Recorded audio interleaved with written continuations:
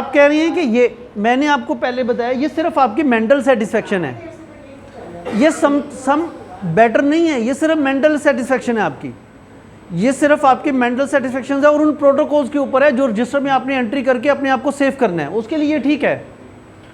वरना स्टरलाइजेशन के लिए इस तरह का प्रॉपरली कहीं पर भी कोई सिस्टम मौजूद नहीं है।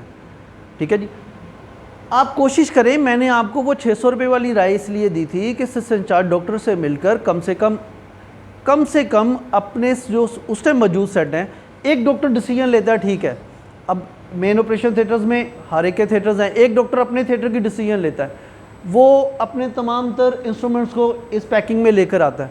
मुझे यकीन है कि विद इन वीक कोई ना कोई दूसरा डॉक्टर इसको ज़रूर फॉलो करेगा। अगर आप लोग उनको बार बार थोड़ा सा पिनअप करते रहें तो ये मामला हो सकते हैं। मैं इसलिए इसके ऊपर ज़्यादा फोर्स कर रहा हूँ कि छोटी सी अमाउंट सिर्फ खर्च करने पर इसका फ़ायदा बहुत बड़ा है, इसका बहुत बड़ा फ़ायदा है। आपका 600 रुपया लगने से उस पेशेंट का 6000 बच सकता है। आप समझ रहे इस बात को, उस डॉक्टर की एबिलिटी भी बढ़ेगी, उसकी परफॉर्मेंस भी बढ़ेगी, उससे जो पेशेंट्स हैं वो दोबारा भी वापस नहीं आएंगे।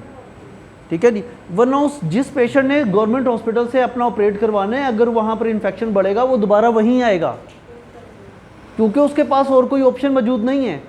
तो हमारी जो एक ओवर पॉपुलेटेड कंट्री है, इसके अंदर तो इन चीज़ों से अगर आप देखें कि अगर आप इसके नेटवर्क की तरफ जाएँ तो हम बहुत सारी चीज़ें सेव कर सकते हैं।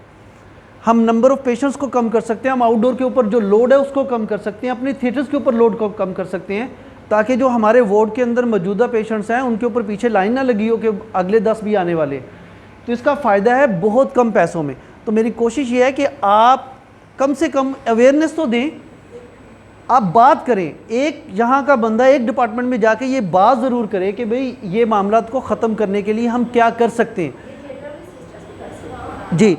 वो स्टाफ देखिए, एक छोटे सा टी टाइम के अंदर भी डॉक्टर्स के साथ ये डिस्कस किया जा सकता है, किसी से भी सिंपैथी ली जा सकती है, जो इन शॉर्ट मैं कह सकता हूँ, और औरतें इस काम में माहिर होती हैं। अच्छा जी, ये तस्वीर है हमारे CSSD से स्टरलाइजेशन के बाद उन ड्रम्स को लेके थिएटर्स की तरफ जाने की।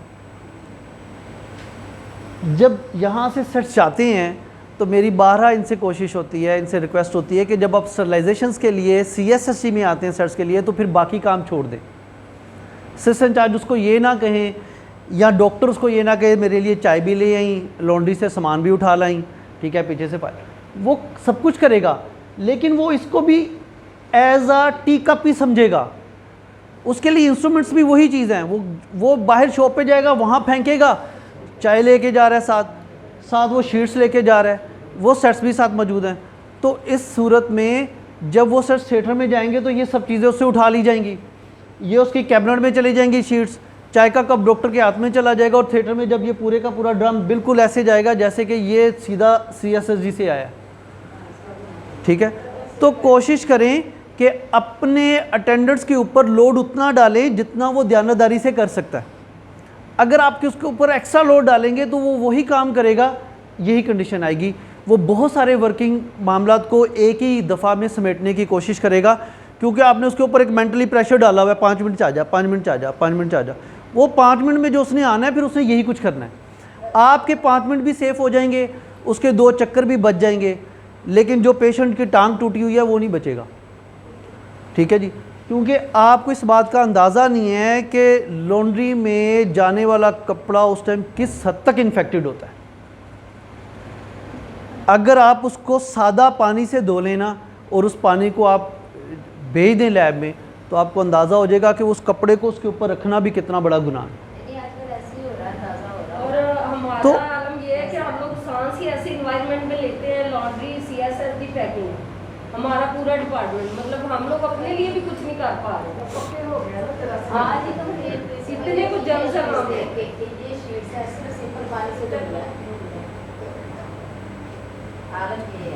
इस पर मज़ीद कुछ करूँ कि आगे चलें? अच्छा,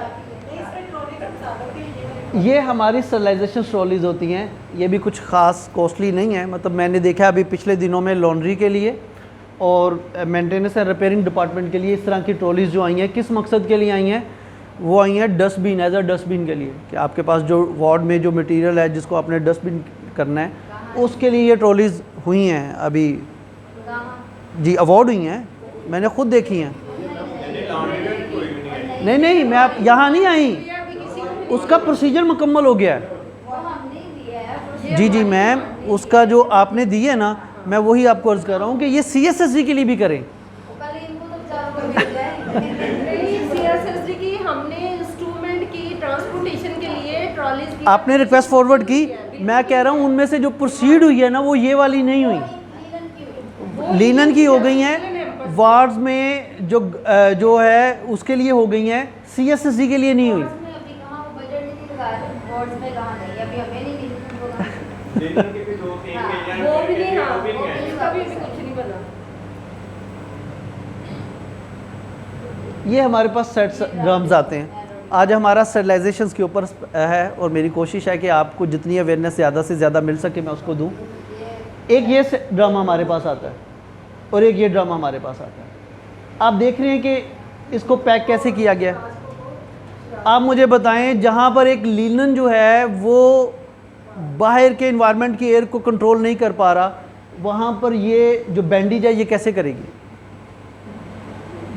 ये तो ऐसी बैंडेज है, ये तो बिल्कुल एक ट्रांसपेरेंट मटेरियल है जिसके अंदर उस मेटल को भी देखा जा सकता है। इसकी गिरा लगाने से क्या फ़ायदा होगा कि क्या ये स्टरलाइजेशन के बाद जो है ये इस्तेमाल के काबिल है? ये बिल्कुल नहीं है। ये जो पोर्स होते हैं ये बेसिकली ऑटोक्लेव के लिए होते हैं कि ताकि इसके अंदर से स्टीम पास हो सके। जब ये ऑटोक्लेव से बाहर आते हैं हम इस रिंग्स को पकड़ते हैं और इसको रोटेट करके इनके पोर्स को बंद करते हैं। तो जब रिंग ही नहीं होगा तो हम उसको कैसे करेंगे ड्रम को?